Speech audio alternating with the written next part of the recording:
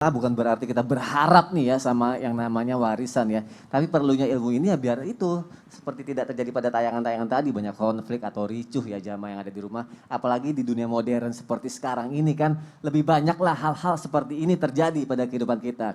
Tapi apa benar di dunia modern doang? Zaman dulu ada apa enggak sih? Ini aku penasaran juga nih, aku harus nanya sama Ustadz Syam nih.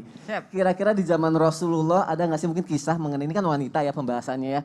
Mengenai wanita yang protes gitu Ustadz Syam ketika mendapat warisan. Mohon penjelasannya Ustadz Syam. Tabi guru Ustadz Maulana, saya Syifa, Mas Soni serta guru-guru kami dimuliakan Allah Subhanahu wa taala. Ba'dan aqul a'udzubillahi minasyaitonir rajim. يا أيها الذين آمنوا لا يحل لكم أن ترثوا النساء كرها. Wahai orang-orang yang beriman, tidak halal bagi kalian mewarisi wanita-wanita. Jadi subhanallah, dijelaskan tadi di awal-awal segmen oleh guru kita Ustadz Maulana bahwa sebenarnya bagi orang-orang terdahulu satu bagian saja itu udah sangat besar. Karena sebelumnya mereka tidak dapat sama sekali sang wanita ini. Dan juga sebelumnya mereka menjadi barang warisan. Subhanallah. Jadi kalau orang tuanya meninggal dunia, istri orang tuanya itu dibagi-bagi ke anak-anaknya. Subhanallah. Allah. Jadi karena istrinya banyak itu dibagi-bagi gitu ya. Kamu dapat ibu yang ini, kamu dapat ibu yang ini.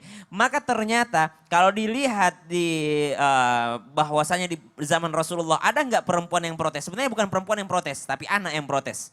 Ada seorang anak datang kepada baginda Nabi Shallallahu Alaihi Wasallam. Ya Rasulullah, ayahku membagikan hibah, ayahku membagikan harta kepada saya, hartanya. Maka Rasulullah SAW bertanya, apakah engkau adalah anak tunggal? Maka anak ini mengatakan, ya Rasulullah tidak, saya mempunyai saudara-saudara. Maka Rasulullah mengatakan, bagi rata dengan saudara-saudaramu. Karena saya tidak akan mau jikalau hanya engkau yang mendapatkannya. Nah ini datang kepada Rasulullah. Jadi itu pentingnya ilmu ya. Bagaimana Rasulullah mendidik para sahabat untuk tidak berebutan harta. Mereka malah merasa janggal gitu kalau misalnya dia doang yang dapat gitu. Ada lagi datang ya kepada Rasulullah SAW. Ya Rasulullah ini ibuku mau bagikan harta. Tapi ternyata diberikan kepadaku bagian lebih banyak. Sedangkan saudaraku tidak mendapatkan bagian lebih banyak. Dapat juga sih tapi sedikit. Apa kata Rasulullah? Saya tidak mau menjadi saksinya. Ya boleh-boleh aja tapi saya tidak mau menjadi saksinya. Artinya tidak ada keberkahan di dalamnya ketika ada perlakuan tidak adil di dalam pembagian harta ini. Karena efeknya sangat panjang subhanallah. Efeknya panjang. Warisan itu kadangkala nominalnya kecil, setannya gede. Nominalnya kecil, setannya sangat gede. Jam dinding bisa jadi masalah seumur hidup, jam dinding. Subhanallah. Atau kursi meja makan itu bisa jadi perkara seumur hidup. Ada seorang anak, akhirnya orang tuanya meninggal dunia, sudah dibagi. Akhirnya dia datang bertamu dengan saudaranya. Hari lebaran bertamu saudaranya. Dilihat jam, perasaan ini jamnya ibu deh dulu deh.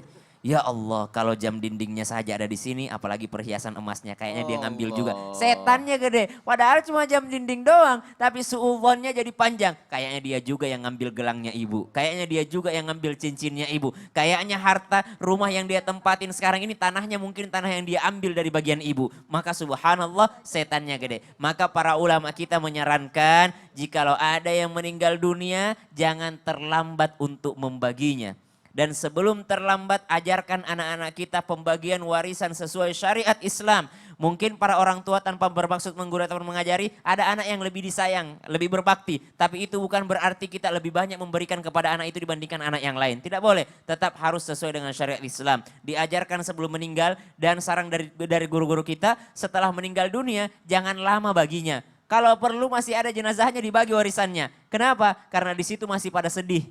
Belum pada mikirin dunia. Masih ingat mati semuanya. Kata kakaknya yang pertama, ngapain kau bahas-bahas warisan, ambil aja semuanya. Kata adiknya yang kedua, janganlah kak, kakak juga butuh. Ya jadi saling mengasihi gitu. Ya. Janganlah di depan ayah, aku kasihan ngeliat kamu dek, kamu masih kuliah. Ambillah bagianku dek. Maka subhanallah dibagi-bagi, kenapa? Karena masih ada rasa kasihan. Tapi kalau udah lama, setannya semakin gede. Ya Allah, bener juga ya warisan tuh kadang nominalnya kecil, setannya besar. Setannya ya? gede.